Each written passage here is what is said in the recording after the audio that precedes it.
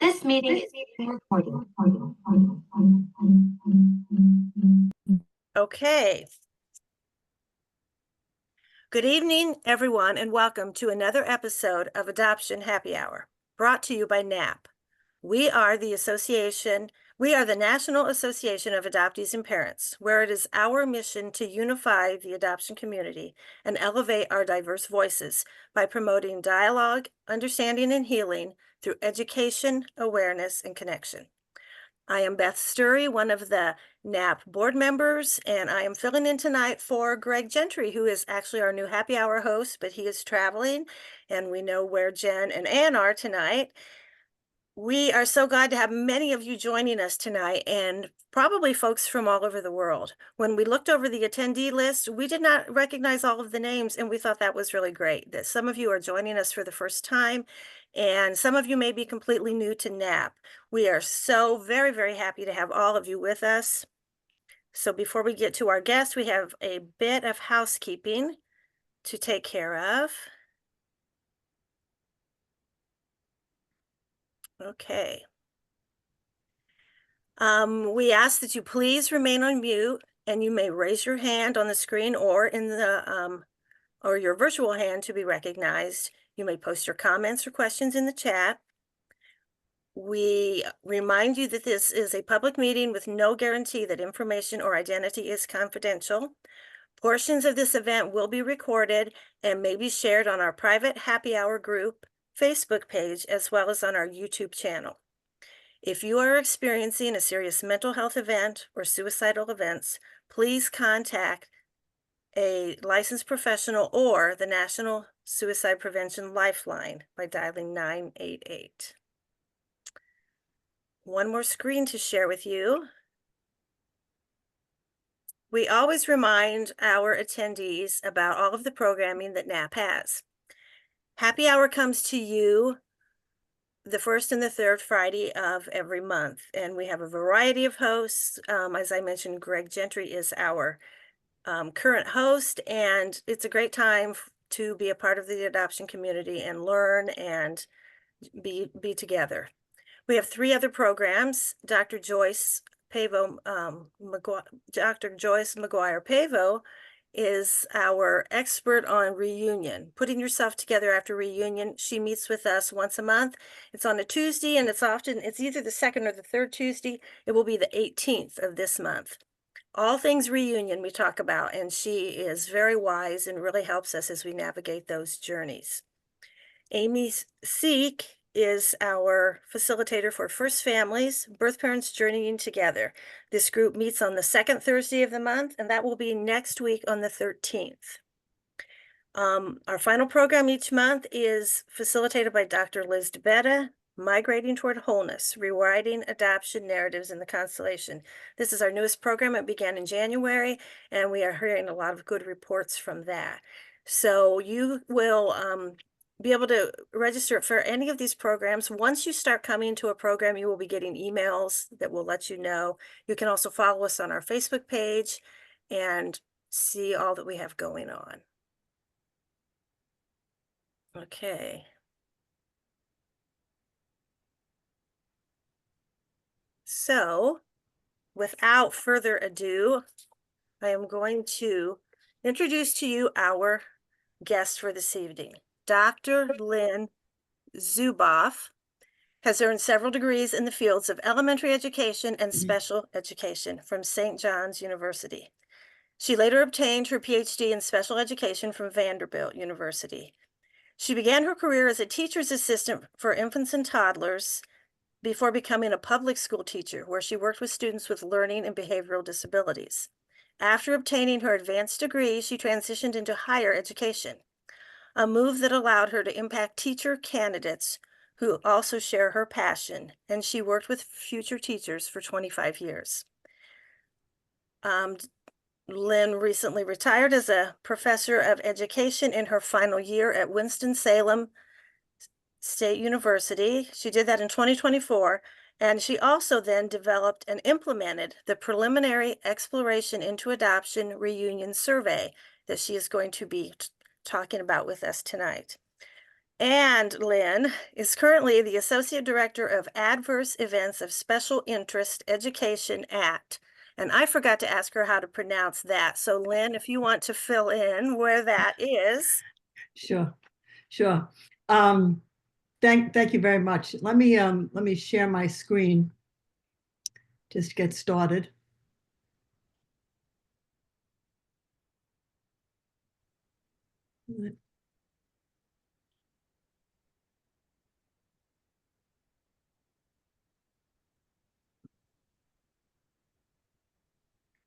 No, that's not what I want. I don't want to do that. I want just to do.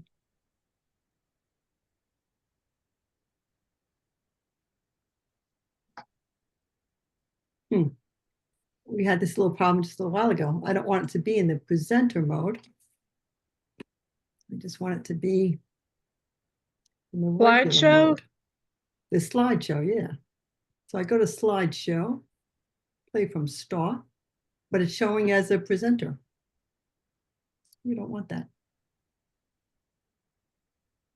Well, what I can do is I can just make it big, make this small, and it'll be like the presenter mode. Except I won't have them flying in and out. But anyway, my name is Lynn Roche Zubov, and as Beth said, I'm here to talk about the results of a survey that I put together, and I'll talk about that in a minute. But I asked when Beth asked me to do this, I said, okay, so what do you want me to do? And she said, well, first, people want to know who you are. And interestingly enough, I did just change positions, and I work remotely. And they asked to have a slide ready of who you are, when you're at meetings, so you can introduce yourself. So I figured I would use that slide. And here is my professional slide, right?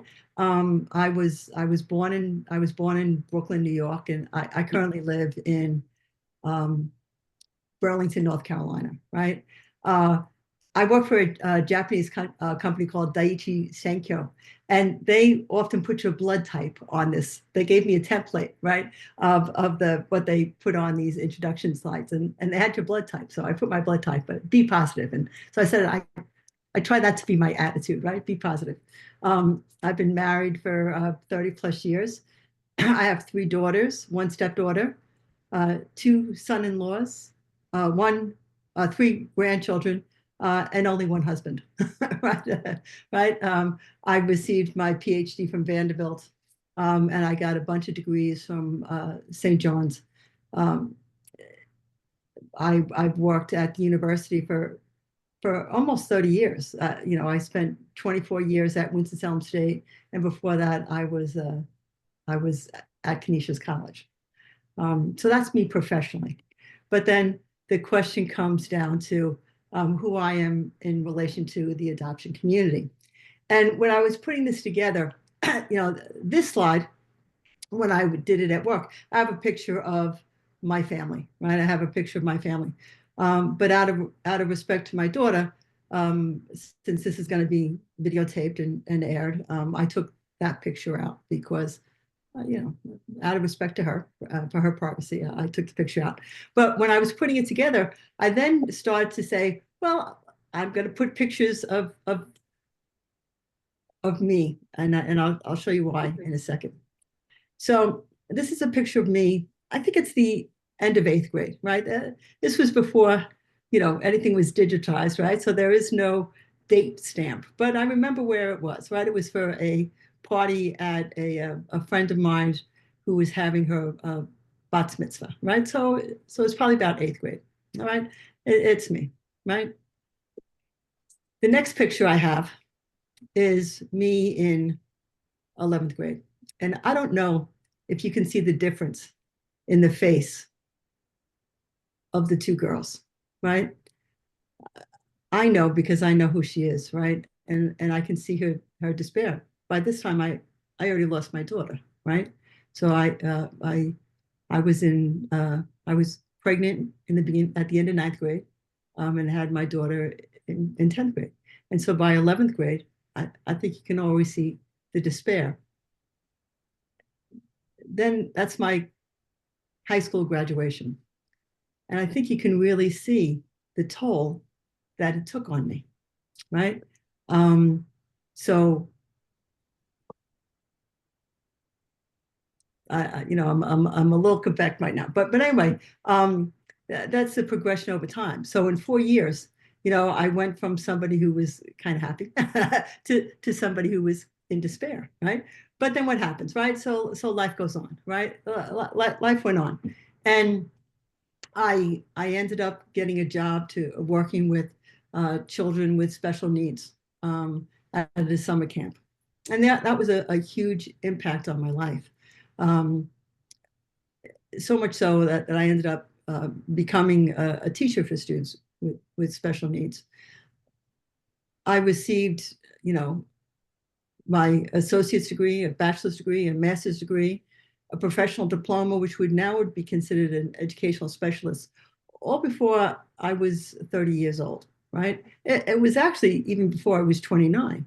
And it wasn't that I was ambitious, and it wasn't that I was focused. It wasn't that I had a goal. It was simply because I couldn't stop, right? I had to do something. Um, I just needed to be in motion, right? I met my husband when I was 30. Uh, I ended up going back to school, and I got married. And it's important. I married a Russian, right? I married a Russian immigrant. And I think it was important because he had no idea about holidays, right? For those of you, and I saw that there's quite a nice mix of different people, and I know that there are a bunch of first mothers. I don't know about anybody else, but the idea of celebrating Mother's Day, um, it just was it just wasn't happening. And so I think I needed to marry a man who wasn't going to celebrate certain things, right? And he wasn't much of a sharer. I think I needed that, right? But anyway, so we get married. I end up having two other children. And then one day in May of 2017, my first daughter called me. I was sitting in my office. It was the end of the semester, and she called, and my life changed. Right? If you want to know more of my story, right? I was on with Damon Davis, episode 237. So if you want to hear more of my story, I was also on Pulled by the Root, and I was wondering whether or not I should put that one out there or not. If you want to know which one it is, just reach out to me and I'll tell you what episode. But I did that early on, and I did that anonymously, right? Because again, or not anonymously, but with a pseudonym, because again, out of respect for my daughter, I did it. I didn't want, I was keeping her life, separate. But when I was on with Damon, I started talking about the research, and ethically, if I'm going to talk about the research, I can't do it with a pseudonym, right? I have to tell you who it is and what's being happening. So if you want to know more about my story, you can listen to that. And if you want to know the one from Pulled by the Root, just shoot me a message and I'll give you the episode number for that one. But anyway, so I meet my daughter in the May of 2017. And for those of you who are in reunion, the whirlwind starts, right? The whirlwind starts. My daughter called me on a Thursday afternoon. I met her that night. I met her that night. And then I spent the weekend with her. And I met her husband, and I met my granddaughter, right? 3 days after that, and I spent the weekend with her. 3 days after that, on Sunday, she met her grandfather, right? And my stepmother, right? So her step grandmother, one of her aunts, and one of her and her great aunt. 4 days after that, she FaceTimed um, with her sisters, right? With my other two daughters, right? There's about a 20 years difference, but not about. There's a 20 years difference um, between my oldest and my next daughter. That Sunday was Mother's Day, and she sent me flowers. And the reason why I wrote this down, right? The reason why I wrote this down is because for my other two daughters, I used to say on Mother's Day, you'll let me be your mother, right? I never celebrated Mother's Day. I remember um, when my middle daughter was finally born, I could finally stand up when I'm at church and they say, "Oh, let's say a blessing for all of the mothers. All the mothers, please stand up." Well, for 20 years, I died, right? I died because I couldn't stand up. And I remember what a relief it was that I could stand up when they said, mothers stand up, right? So she sent me flowers on Mother's Day. And that was huge. That was huge because I had never celebrated Mother's Day, right? That next week, we had a family trip where my husband and I and our other two daughter and my other two daughters spent the weekend with my oldest daughter and her husband and daughter. Over that year, she and her family spent Thanksgiving Day, the Thanksgiving weekend at my house. And afterwards, she called me for my asparagus recipe, which was amazing, right? It was just so touching, right? I spent her birthday with her.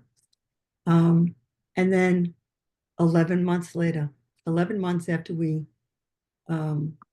she called me, I adopted her, right? So I officially adopted my daughter. So I am both, I'm both her first mother and now her legal mother, right? But after that first year, we hit some hard times, right? We hit some hard times. And we had a series of deaths, right? Over a 9-month period. My father, her grandfather, died a year to the day of when they met, right? Then her adoptive brother, who was the last member of her adoptive family, passes away. And then my mother, her grandmother, dies about a week before she was going to bring her daughter to meet her great grandmother, right? And she also met her first father and the members of her paternal family. Whether or not that caused the hard to add to the hard times or not, I'm not sure, but it was significant. It was during that time, and so with all of that happening, my daughter needed to pull back, right? She needed space from our relationship, and I'm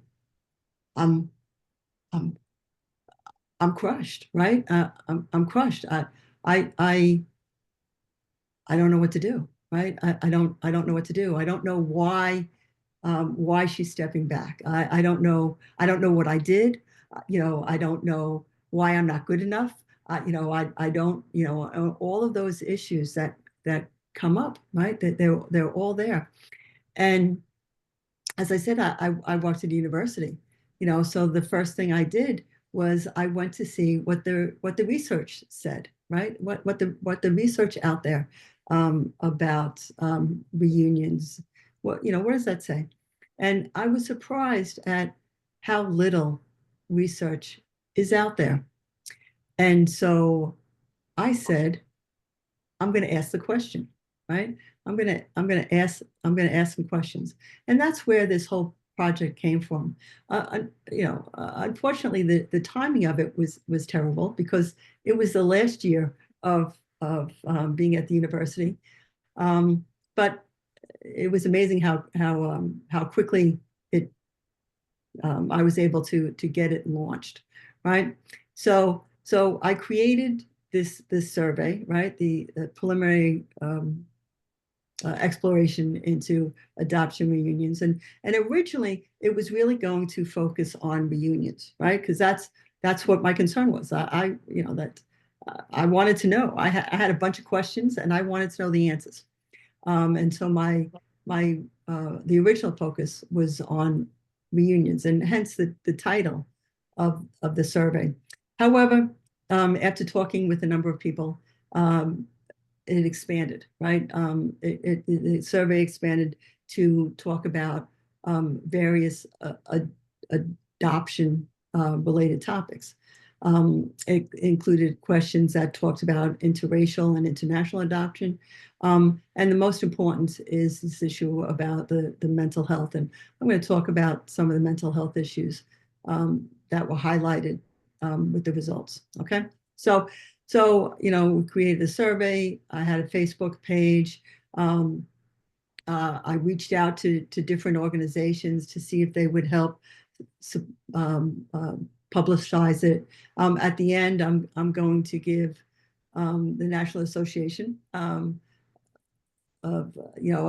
a shout out, because they were one of the first groups that really supported and helped get the word out of the survey. But all in all, from when I started until when I officially gathered what I'm calling the first phase, right? Which the first phase, which I ended on July 1st, I had over 1,300 individuals, which is kind of amazing.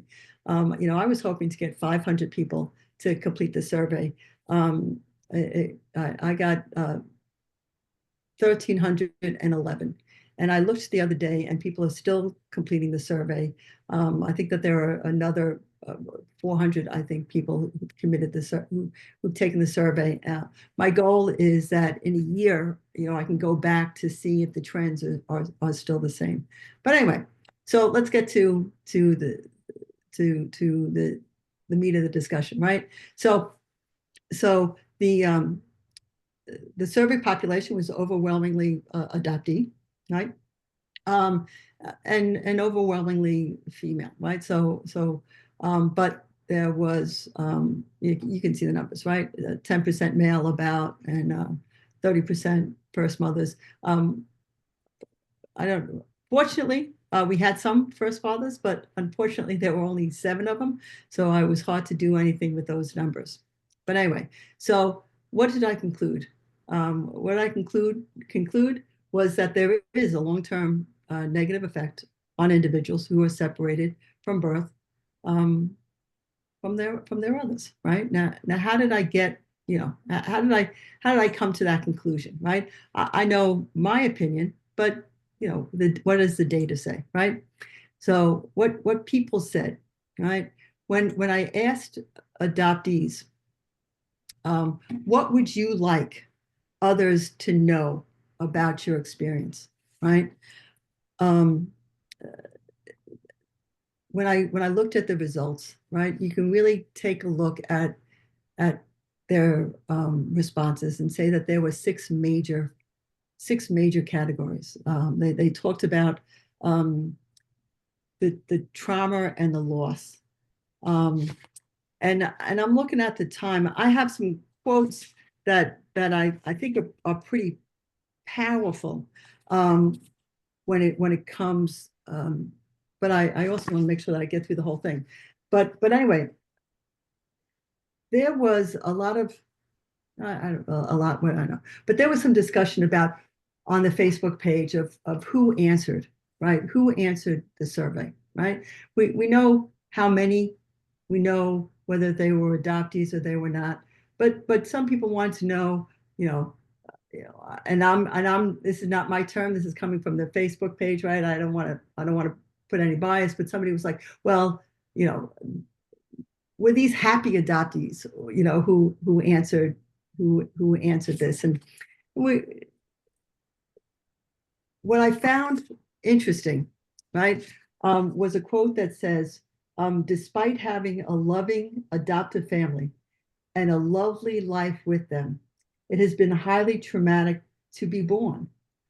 A child that I had been told nothing about, that it is two different identities that are not at all connected. I don't like having an alias, right? So I thought that quote really crosses the line between, what kind of adoptee are you, right?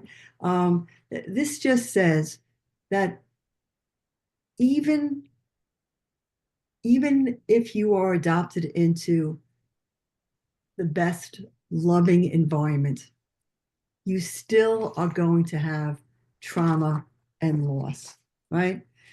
Then there's this issue about the identity and belonging that individuals feel that they don't know who they are. As that person said, they had two identities, right? They don't know where they belong, right? There is this issue about secrecy, right? That they feel that they have to keep it a secret. I'm going to talk about secrecy in a minute, but there is a secrecy that is surrounded in adoption, right? Adopted people don't know information that I'll say, I'll put my own opinion in there that they should, right? Right? That they don't have. Not everybody has their original birth certificates. Not everybody has information about who they are genetically, and that they deserve that, right? A lot of people talked about this adoption, the narrative that society has of it. That society sees it as, you know, such a positive thing, and they ignore the trauma that individuals have. Um, they talk about the need for support and counseling, and they also talk about the need for adoption reform. And there were a number of people who talked about the idea that it's let's talk about a guardianship as opposed to adoption. That in a guardianship, the adopted person gets to keep their kind of their heritage, right? They know who they are. Um, um, but anyway, mothers have a very often have uh, a lot of the same characteristics, right? They talk about the lifelong the lifelong trauma and the lifelong grief that they have, right? And again, I'm not gonna go into the examples because we won't have time to get through everything else, right? But so they talk about the lifelong grief. They also talk about coercion and regret. And I put in here in the survey, I asked first mothers, were they in control at the time? And only 19% reported that they were in control. Somebody wrote in their narrative, coercion isn't consent, right? That just because they were coerced to do it doesn't mean that they gave their consent. And 90% of first mothers, when asked, do you want to do it? If you could do it over, would you raise your child? 90% said yes, that they would, right?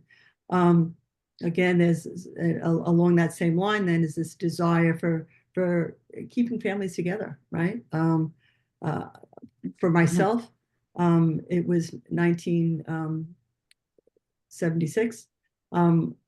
I was told directly, you're not bringing a baby home, right? I was told directly, you're not bringing a baby home. There was no way to keep this family, right? together, right? There's a discussion about the impact of this separation on their other relationships, how it bleeds through their entire life. Again, criticism with the adoption industry, talking about the coercion, the need for counseling and support, which is the same with the adoptees. But also First Mothers in this section kind of talks about the complexity in reunions. And I'm going to talk about that a little bit when I go down to secrecy. All right. So here it is, secrecy. Adoption has long been a secret in society, right? It starts off with the first mother hiding the fact that she's pregnant, right? And for those of you certainly in the baby scoop era, right? Many was sent away, right? So the first mothers are hiding their pregnancy, and then some of the adoptive mothers are pretending to be pregnant before they bring home their child, and the secrecy kind of continues with adoptees not wanting to share the fact that they were adopted. So not surprisingly, there's secrecy in reunions, right? So when we look at the secrecy in reunions, right, why is there the secrecy, right? So I asked first mothers why they were secret and remained silent about their child in the first place. And the shame and the guilt came through loud and clear, right? The fear of judgment, and the pain that they had. Not often, but many of them also talked about the denial and the suppression of their emotions during this time.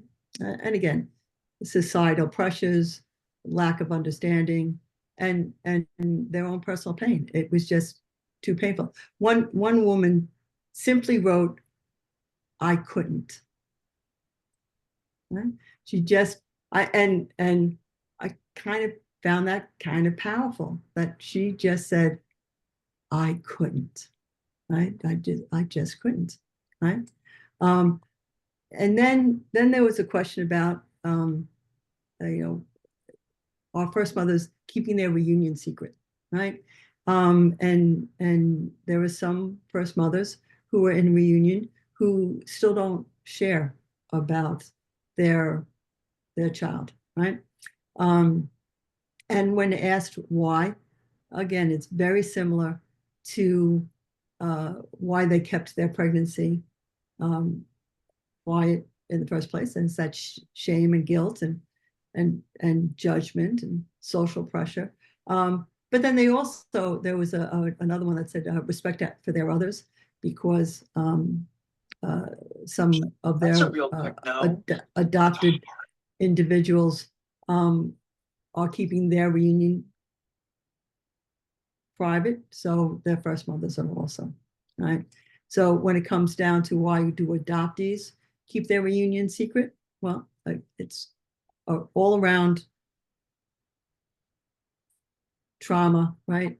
And this issue about trauma is the first family issues and traumas, and so it's a hodgepodge of, they want to protect their adoptive parents, right? They're concerned that if they talk about their reunion, that their adoptive parents will be jealous, or they'll hurt, they'll be betrayed. But then there's also this fair share of individuals who say that their adoptive parents don't have the capacity to handle reunions, right? That they are afraid of the judgment that the adopted person will get if they talk about their reunion, right? So, and then they also talk about the personal and psychological factors, that they just feel that they need their privacy, right? They are concerned about outside pressures other people, they talk about timing and circumstances. And like first mothers, they keep their reunion secret out of respect for their child. Adopted adults, their adopted people at times keep their reunion secret because of their first families, right? So when we come to that, right, those are the narratives. Now we have some data, right? So some numbers, right? When we look at the numbers, all right, I asked people, did you feel pain, right, from your loss of your others? And you can see the display, right? So the blue line is the adoptees, the orange are the first mothers, right? So overwhelmingly, people are feeling pain, right? People are feeling pain. Now, what does this pain lead to? I'm going to assume that many of us in here have heard the body keeps a score, right? Or right that when we're in pain and we don't do anything about it, bad things happen, right? So what happens here? Well, for first mothers, right? For first mothers, we lose about 20 years of our life, right? The average life expectancy of a woman in the United States is 80 years old. However, only 18% of first mothers live to be 80 years old. Now, how did I get that data, right? I asked in the survey, I asked adoptees, is your mother alive or dead, right? And if she was deceased, I then asked a set of other questions. And one of them was, how old was she when she died, right? So while 50% of women in the United States live until they're 80 years old, it was reported at the 50th percentile was about 60 to 65, 65 to 70. And it was very close. It was, so I'm missing, I just noticed this, I'm missing from 60 to 65, that bar. But anyway, women lose about 15 years of their life expectancy. Another thing that happens is that the rate of suicide, right? The rate of suicide is significant, right? According to the CDC, let's say 6 out of 100,000 women die by suicide in the United States, right? Out of the 245 adoptees who said that their mothers were deceased, 9 stated that the cause of death was suicide, right? That makes their suicide rate 3.7%, right? So instead of 0.0057, right? So that's I can't even say it. It's what, that's 1,000, right? 10,000s, right? 57 10,000%, right? We have 3.7% of first mothers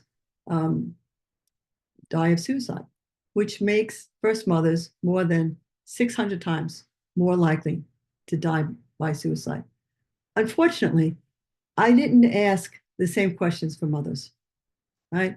Unfortunately, I didn't ask the same for first mothers.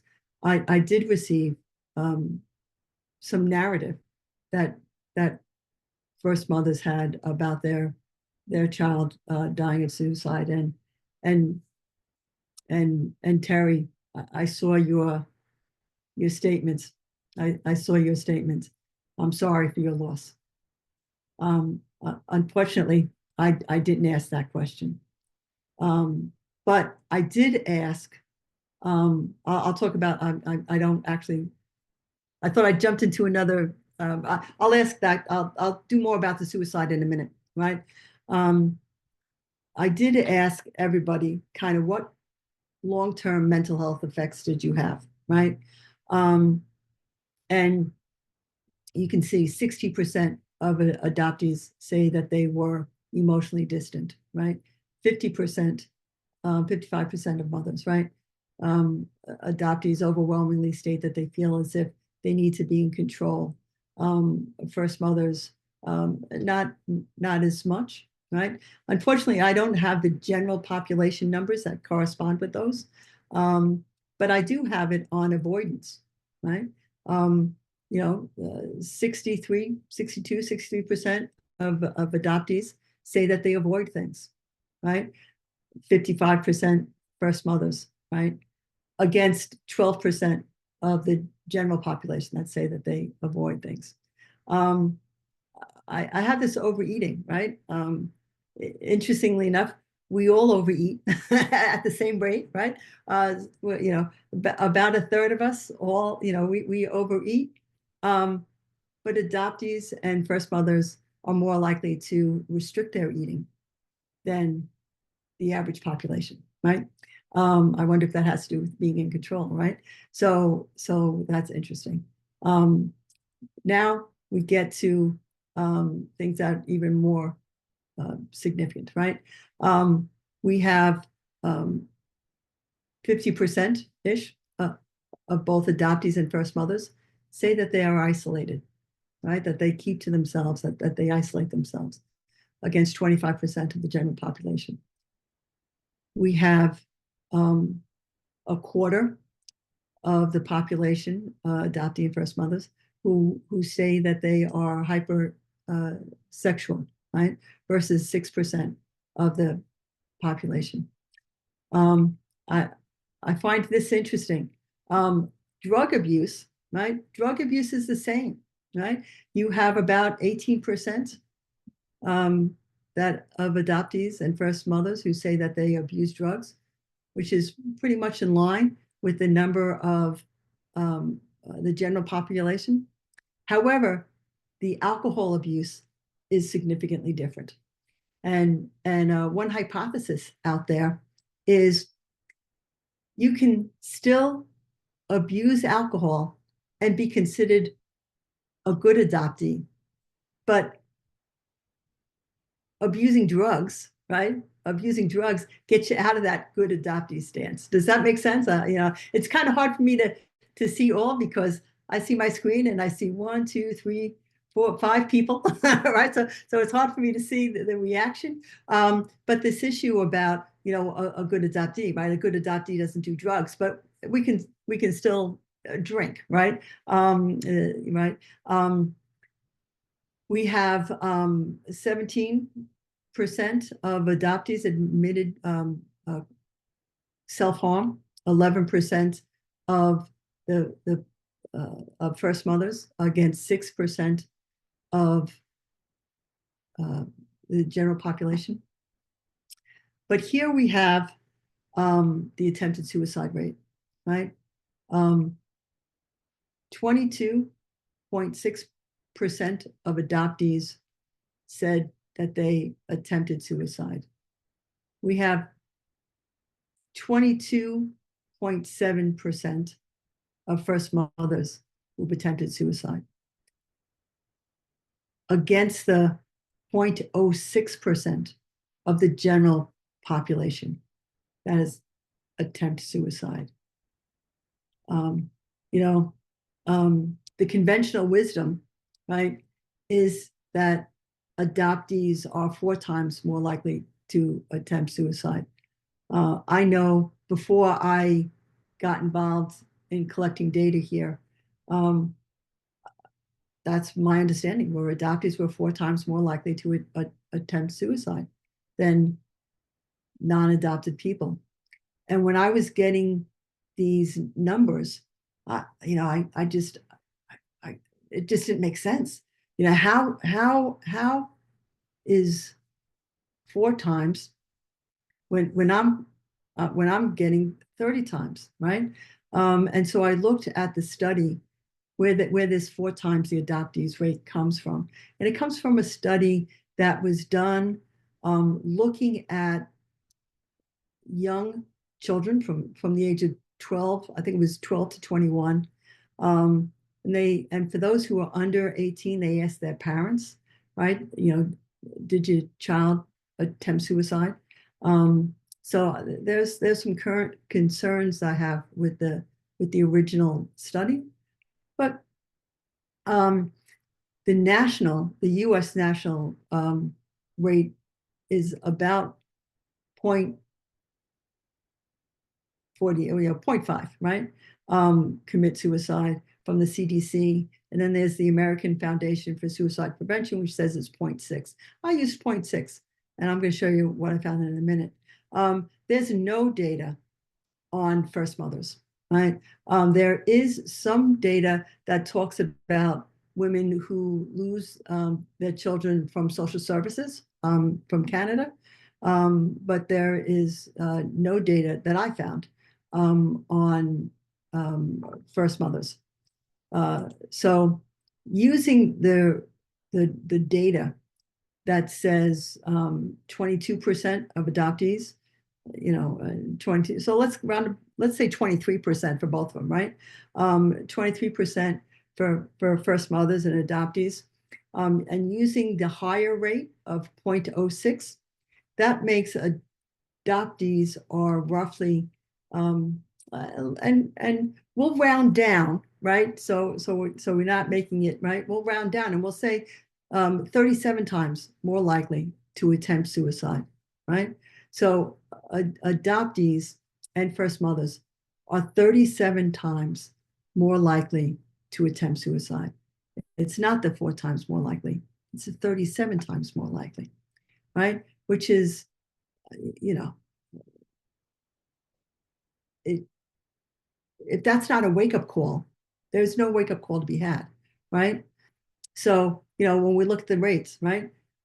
Adoptees attempting suicide, mothers and first mothers' death. It really is time. So what do we do, right? So what do we do? Well, I've become a big fan of Brene Brown. Actually, my oldest daughter turned me on to her at the beginning of our reunion, and she has a quote here. And again, if I had my slideshow the way I wanted to, we'd have the first part come up and then the second part. But she has a quote that I found was, "Owning our story can be hard, but it's not nearly as difficult as spending our lives running from it. And only when we are brave enough to explore the darkness will we discover the infinite power of our light," right? It's kind of like I can hide from it, right? I can run from it, but I can't hide. And until we learn to deal with all of the sadness, we're going to live in darkness. Listen, I'm knocking on that door, right? I'm 65 years old. According to my data, I only got a few more years to live, right? Jokingly, right? But so I have every intention of living, a long, happy life kind of deal. But to do that, we have to face our darknesses, right? Because the body keeps the score, right? The body keeps our score. If we don't deal with these things, first of all, our health will suffer, but we also won't live our true lives, right? I remember the first time somebody asked me, how many children do I have? And I could say 3, right? I lived most of my life, right?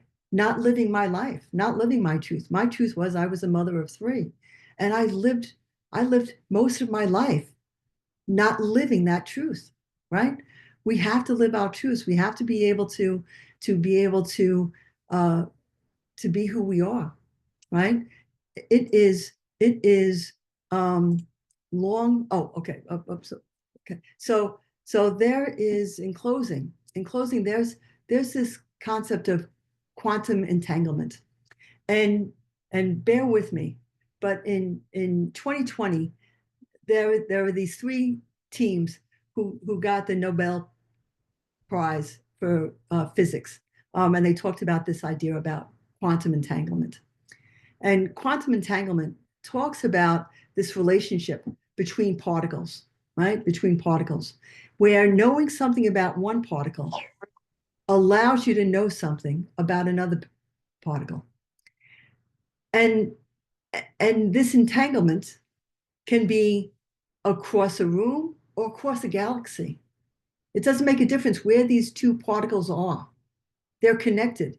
And when when you know something about one, you automatically know something about another, right? This connection is it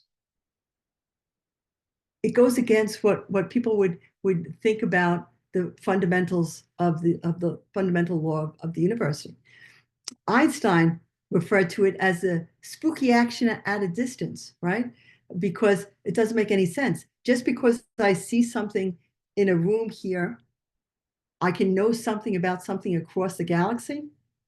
Well, if quantum entanglement occurs within particles light years away, couldn't we assume that the DNA connection between mother and child also exists?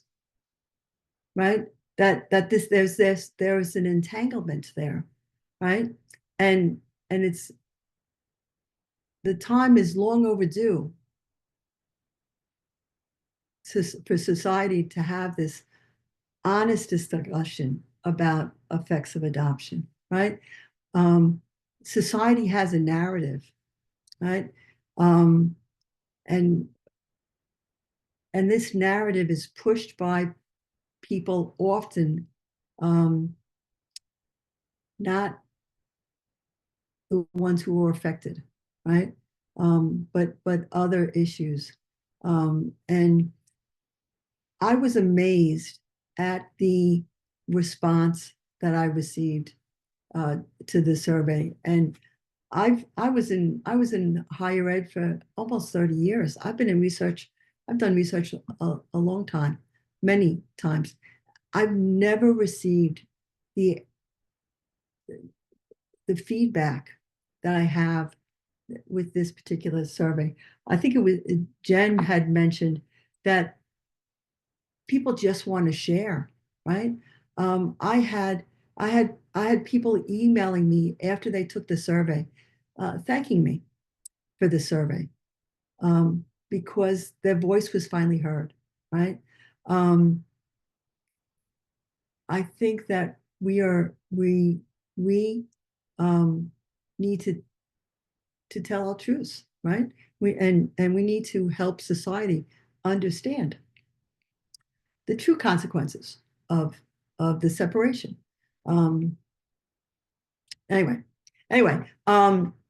there are a lot of people that helped me to get to this point where I am now. You know, I as I said, I've done lots of presentations, and I don't usually thank people at my presentations, but I feel at this point I need to. I need to, because I'm here because of all of the adoptees and first mothers that I interacted with during Joe Scholl's healing weekends and nightly chats. Right? They've made all the difference in my life. You know, so I want to thank Joe and Jennifer Oakley. Jennifer is now co-facilitating the weekends and nightly chats with Joe. I want to thank Heidi Marble. She gave me my first adoptee voice. I had listened to a podcast of hers, and I sent her a note. I sent her a note and a letter I had written to an editor that had gotten published. And she asked if I would be willing to speak on her show, and I said yes. And that was the first time I had my adoption voice, I could say. I want to thank again, not again, but I want to thank Damon Davis and Astra Castro. They provided some significant support in writing, in creating the survey itself. And I said, and Beth, I want to thank you for for all your support. And really, you were one of the first organizations that saw the value in the survey and got it out. So thank you very much. And again, this would have been funnier if it flew in and it would be, oh yeah, my family who put up with me, right? Because for those of you who, well, it does matter. The roller coaster is real, right? Whether or not you're a reunion or not, the roller coaster is real. And fortunately, I still have one husband. So anyway, I want to again thank you very much for your time. I hope that you heard something that was helpful for you, rang true, or was of interest. And if you need to get in touch with me, my email is lzubov, LZUBOV at triad.rr.com. And if you'd like, I have the Facebook page, and it's called the Preliminary Exploration into Adoption Reunions. Again, the survey is still open, and you can find the link there if you haven't taken it yet. And I post results. What I talked about today was only one small section of the survey results. There's a tremendous amount more, but I can only talk about so much in such a period of time. So anyway, I post updates there. Anyway, does anybody have any questions? Now, I should have said in the beginning, I can't follow the chat and talk at the same time. So if you put something in the chat, I didn't mean to ignore you. I just didn't see it. So if you have something you'd like to, I can stop sharing now. If there's something you'd like to ask, I see Sharon has her hand up. Just a minute before we go officially into Q&A. Okay. Sharon, hang on just a minute. Yes, we understand about the chat, so we'll pull some things out because you can only do so much at once. But right. I meant to, when I was introducing you, talk about how we met online. Okay. Okay. I don't remember the exact moment, but I remember taking the survey, and I remember calling Jen and saying, "This survey is the real deal. What do you think about us promoting it?"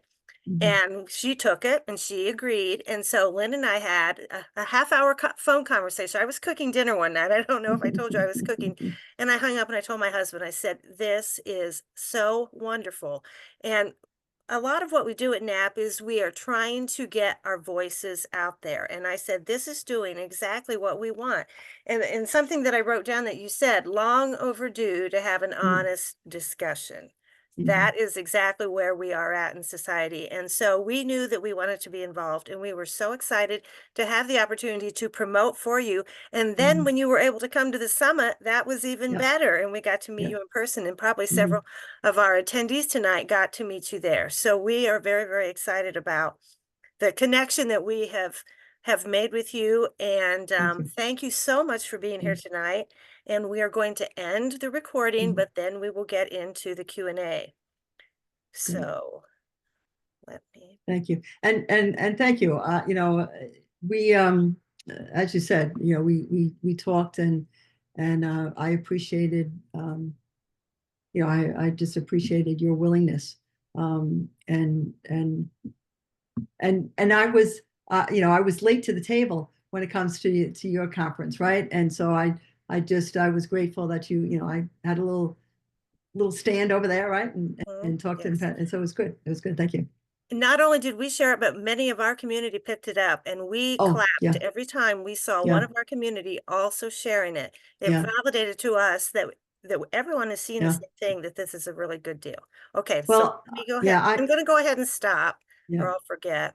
Yeah, I'm amazed at how many followers the survey Facebook page has. It's just insane.